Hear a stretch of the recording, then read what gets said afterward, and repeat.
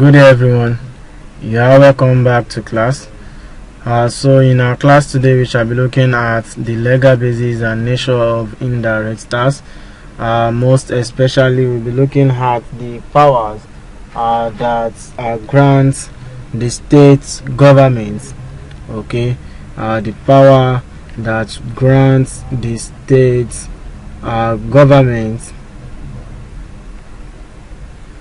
to collect consumption tax. Powers of the state government to collect consumption tax. Are we together? Okay, so but before we go there, it is important to explain in brief what the legal basis and the nature of indirect tax is. Okay, so legal basis of indirect tax is referring to the statute law, okay, on indirect tax. So if you all agree that we have various types of indirect tax, such as value added tax, we have the stamp duty, we have the excise duties, okay, among others. Okay, so these form of tax as their statutory law, okay, that gives them a legal backing. For instance, now what makes value added tax mandatory on consumers? Okay, you know, tax, you'll agree, is a compulsory levy, okay, payable by the citizens of a government to the government, you know, for the government to run their administrative, okay, or to run their administration. Okay, so the legal basis, for instance, for value added tax is the Value Added Tax Act. Okay, while for stamp duty we have the Stamp Duty Act, among others. Okay, so that's that. And again, indirect tax is a tax that is paid to the government by one entity. So you notice, you know, some people feel like they have not been paying taxes, or I don't pay tax. Okay, so whether you like it or not, in as much that you are a citizen of a particular government, and this government collects probably goods sales tax, or value added tax, or maybe sales tax. Okay, so goods and services tax, value added tax, sales tax, or per unit tax. So all of these are form or types of indirect tax which are not borne or which are not collected directly by the government. Okay, instead it is collected by the intermediary, which could be referred to as probably the manufacturer in a manufacturing set, okay, or a wholesaler in a distribution set, or a retailer, okay, before it could get to the final consumer. Okay, so imagine you have a vertible product being manufactured by a particular manufacturer. Okay, so at times we have a distributor being an intermediary between the manufacturer or producer of the goods and the wholesaler. Okay, then in return the wholesalers we have to sell these goods. The wholesaler will have to sell these goods to the retailer, in which the retailer will finally sold it out to the consumer. Okay, the retailer will then sold it out to the consumer, okay, for final consumption. Okay, so you see why value added tax, okay, why value added tax or consumption tax has let me put it in a simple way so that you can understand.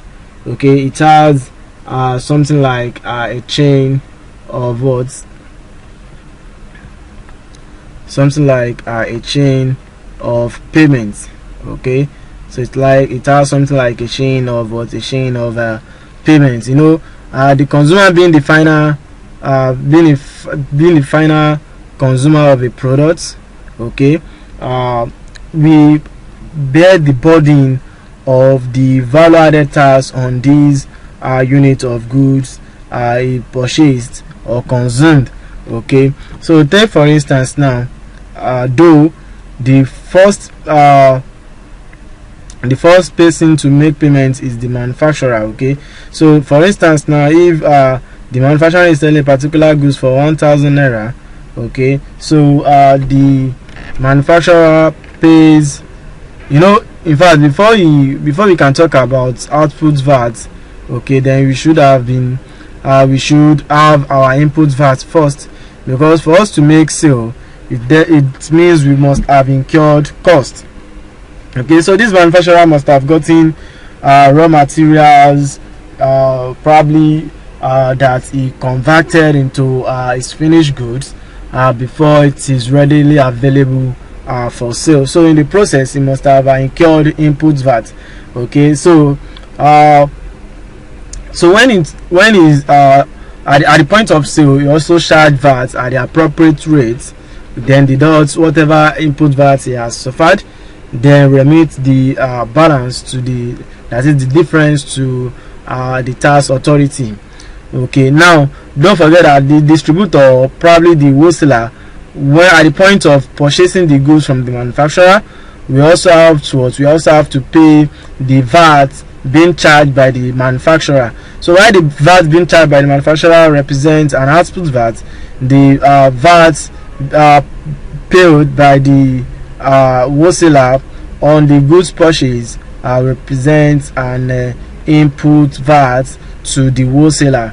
Okay, so this wholesaler, when he or she is making sale or selling the goods to a third party, which probably may be the retailer, okay, so he or she will also have to include VAT in our invoice. Okay, so the VAT should be included in our invoice is called output VAT.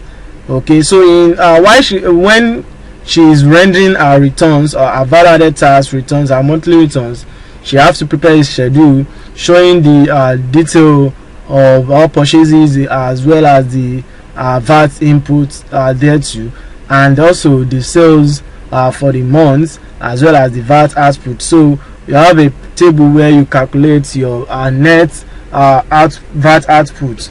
Okay, so it is the balance the wholesaler will also be remitting or paying to the federal government, or the through the FIRS.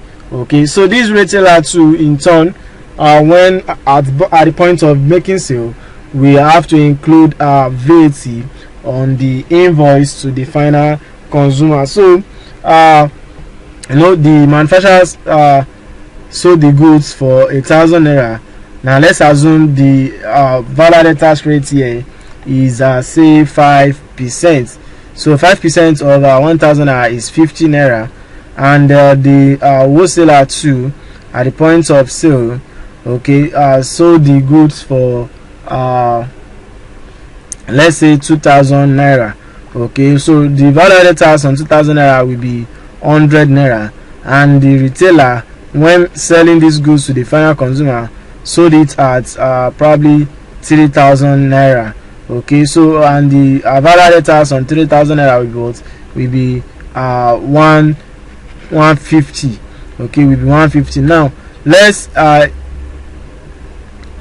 assume that the manufacturer has an input VAT of 20 naira. Okay, so it means that the balance we'll be having here will be 30 naira from the manufacturer. So this wholesaler too has incurred value-added tax of 50 naira.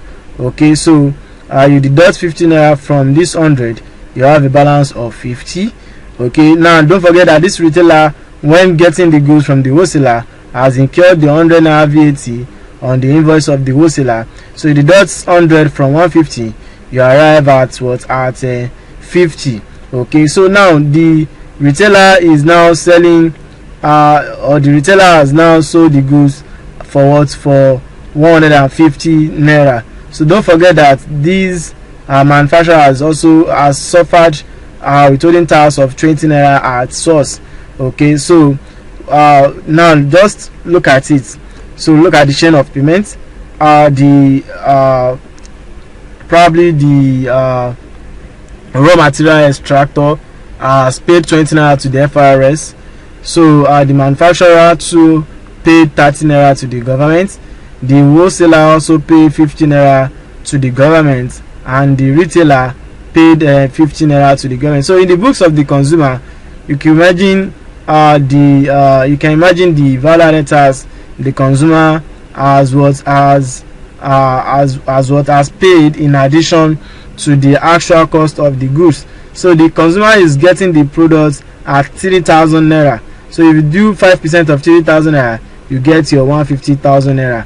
And if you add this analysis too, you have 150,000 naira. So that's the reason why for an indirect tax, okay, for indirect tax, the final consumer of the products bears the burdens of burden of the tax. Are we together? Okay, so it's not just value tax we have as an indirect tax type of tax. Okay, so among others are excise tax or excise duty, and we have customs duty, and also we have stamp duty. Okay, we equally have stamp duties. Are we together? So the legal basis for indirect tax is the Constitution of the Federal Republic of Nigeria 1999, which provides, among other things, that the government of Nigeria shall provide economic and security welfare of its people in line with Section 14. These you can find it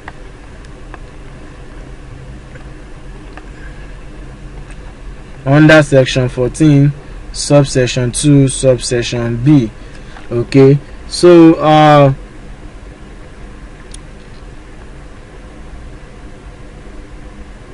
and apart from these, okay, so we also have other acts of the tax law that guides or that serves as a statutory backing for the administration, collection of and assessment of each of these type of tax. Are we together? So for value tax, I've mentioned this earlier, we have the Value Tax Act, Cap V1 Volume 15, Law of Federation of Nigeria 2004. We have the excise duties, Cap 45, Volume 4, Law of Federation of Nigeria 2004. Among others too, we have the custom duties, Cap 45, Volume 4, Law of Federation of Nigeria 2004. Are we together? So the National Assembly is also empowered to make laws in respect of matters on the concurrent legislative list as set out in the first column of Part 2 of the second schedule to the Constitution, to the extent prescribed in the second column opposite thereto. Are we together? Okay, so in short, that's a summary or a brief of the legal basis and the nature of indirect tax. Are we together? Okay, so now let's look at the powers of state government to collect consumption tax. Powers of state governments to collect consumption tax. On October 3rd, 2019, in the case between the registered trustees,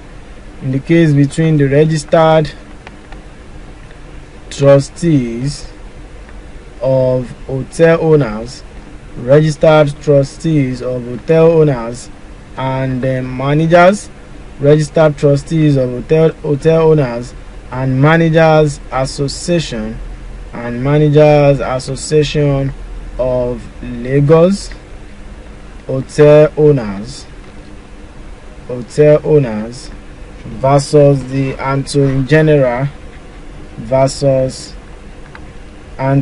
General of Lagos versus Attorney General of Lagos State, Attorney General of Lagos State, AG Lagos.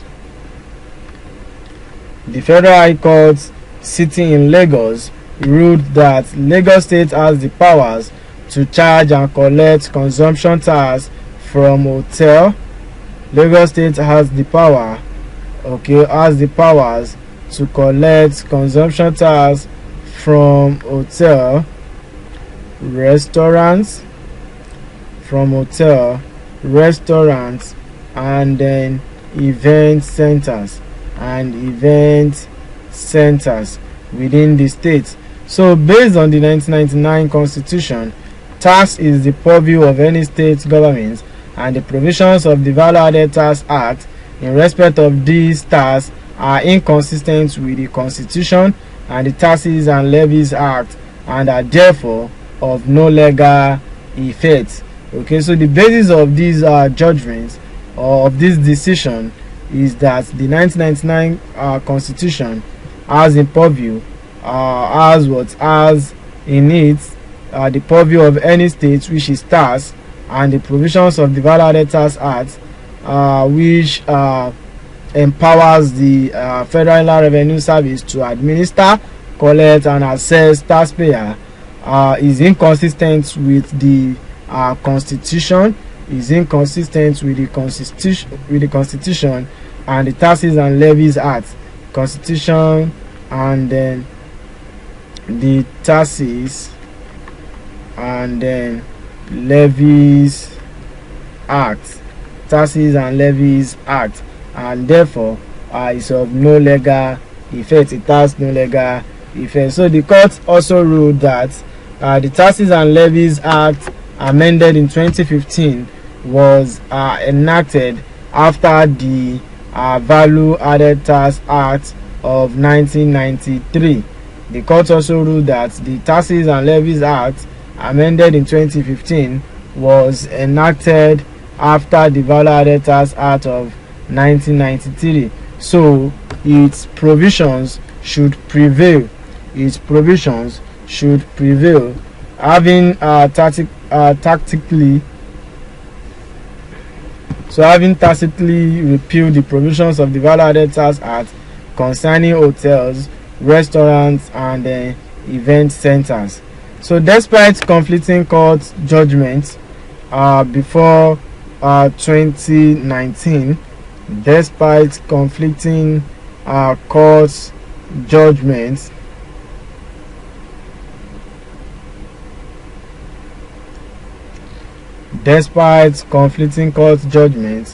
pre-2019 in respect of the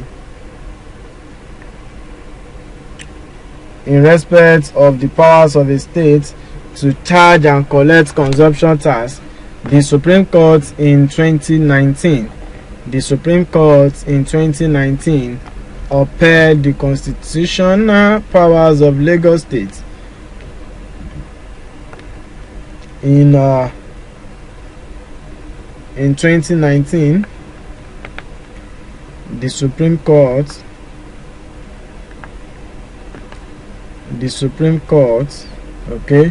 in 2019 upheld the constitutional powers of Lagos State government to enact the consumption tax law in the case between Attorney General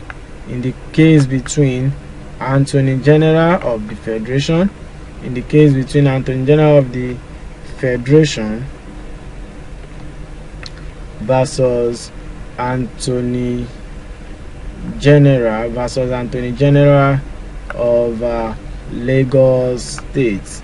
Okay, so the Supreme Court again in 2019 upheld the constitutional powers of Lagos State government to enact the consumption tax law in the case between Attorney General of the Federation versus Attorney General of Lagos State. So to date, the federal government is restrained by federal high courts in Lagos from collecting VAT on transactions which are covered by the consumption tax law until there is a judgment of a superior court.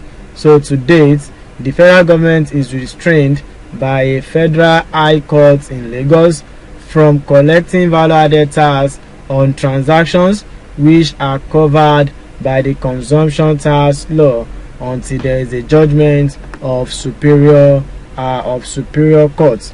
Okay. Also, the Rivers State government asked the High Court asked the High Court. In fact, it started sometimes probably early 2021 when the Rivers State government, okay, filed a case against the federal government asking which of the arms of government has the powers to administer, collect and assess taxpayer on value-added tax. Okay.